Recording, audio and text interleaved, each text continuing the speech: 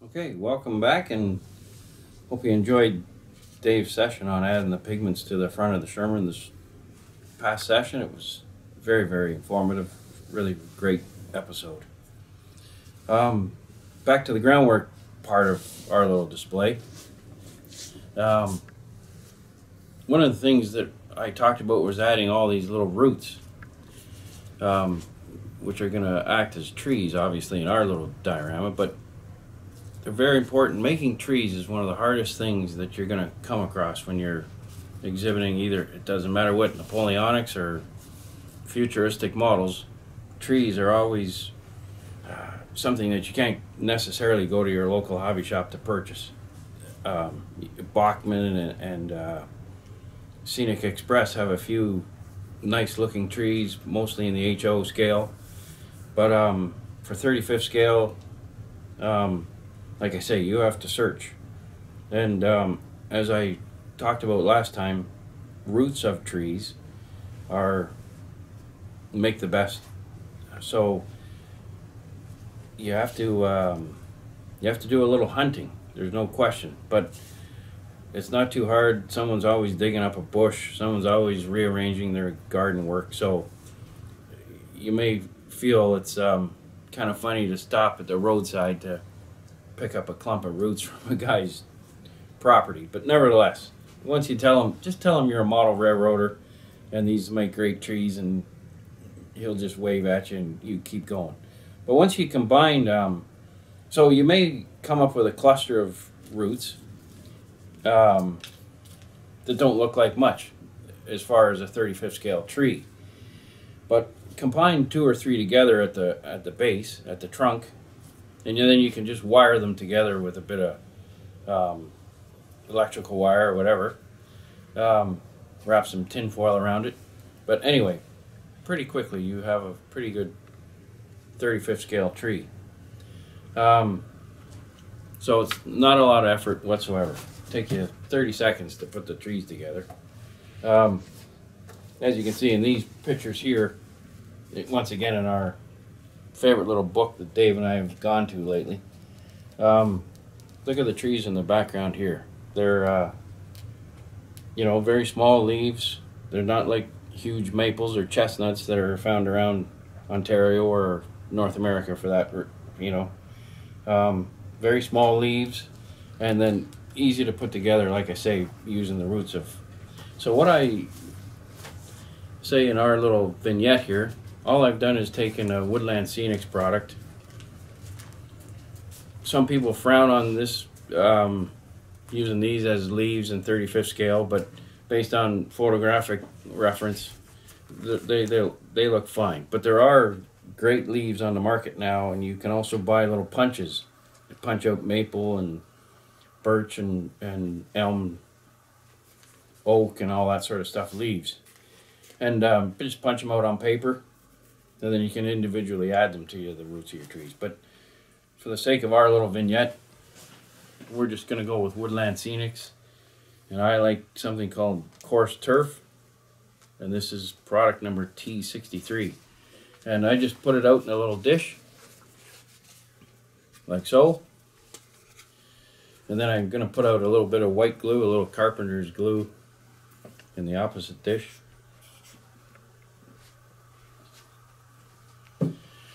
Now, before I start adding the leaves, I paint the branches.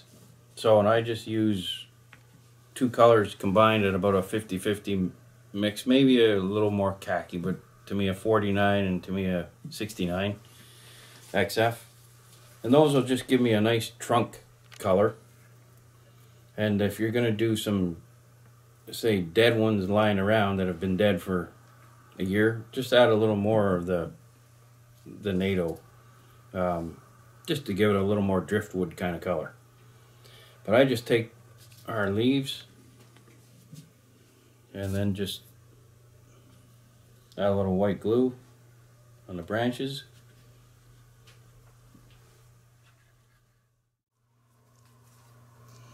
So I just add a little bit of white glue to the branches and then just cover them in the,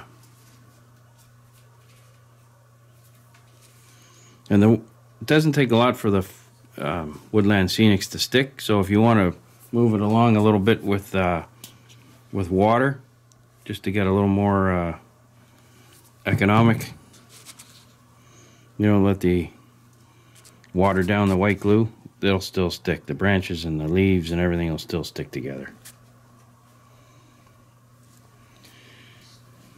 Let me just add a little more over here.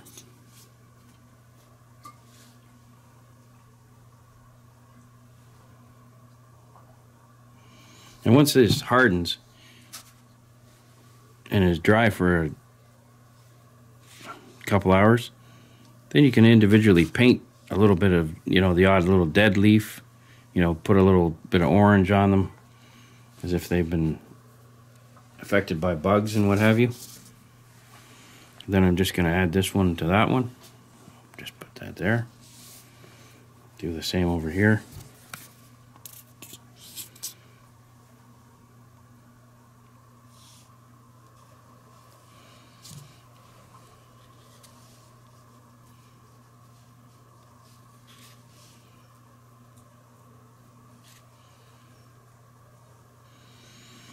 There's also a nice product. Aber makes some nice leaves as well. They're in photo etch, and there's a few companies that make them in photo etch, and they're great for, especially in the Normandy campaign. You know, especially the Germans. They'd wrap the leaves and tie them up to the tanks as they were motoring along, because they were always under attack from Spitfires and P-51s and Typhoons. So tanks were always camouflaged. The Americans and the Canadians, British advancing, didn't care so much about camouflaging the tanks, but they certainly got around to it as you know, the Normandy campaign moved along. So don't hesitate to go get the Aber or the photo etched leaves and then wrap them around your barrels of your tanks and onto the side. They're you know, excellent products out there to do that. But anyway, you're starting to dress up the trees, and of course I'm not gonna need it all filmed, me attaching all these leaves onto this tree here, but you get the idea. And by the end of the morning I'll have a tree that basically looks like the ones in the book there. So carry on and do, like I say, that's about a third done. When I'm all done, it'll be jammed with leaves, and it'll be appropriate for a little situation like we're building here. And I've, as you can see, I've already added leaves to the vines here in our little vignette. And now that they are on there solid, I'll take a hand brush and I'll brown some up, or even airbrush a little bit, just so they look like they've been attacked by bugs or, you know, what have you. There are some Woodland Scenics products out there that have fall colors to them, but I wouldn't recommend that you use those. Those are model railroading type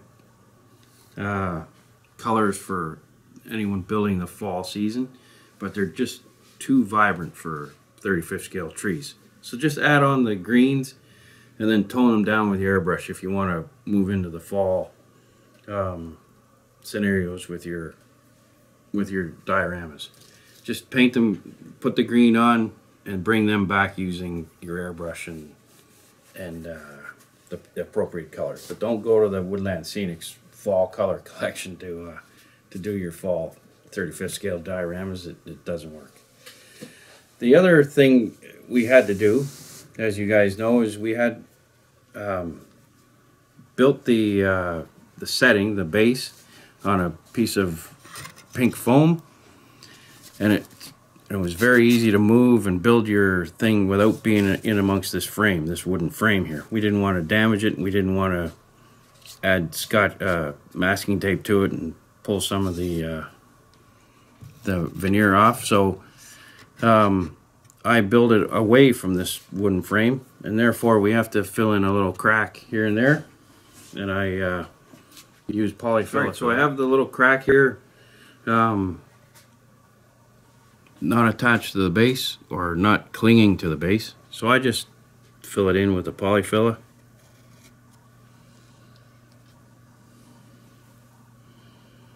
And this is basically just compound from drywall, which is what we used for the whole surface here.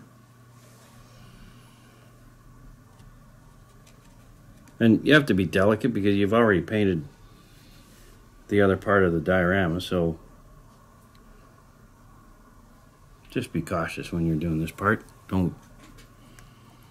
And then you're going to wait till the morning or the next day. And because we've used a small palette when we painted this, you know, we painted it NATO black and then we painted it buff color. It's going to be very easy to marriage it up to the already painted part. So don't let the fact that this is all going on white going to scare you. It's going to be easy to match up the color. And I've already done it here. I haven't sprayed it with the buff, but as you can see, I've filled in the cracks all the way around, and they look fine. So then I'm just going to take our sand and get our sand back on the model.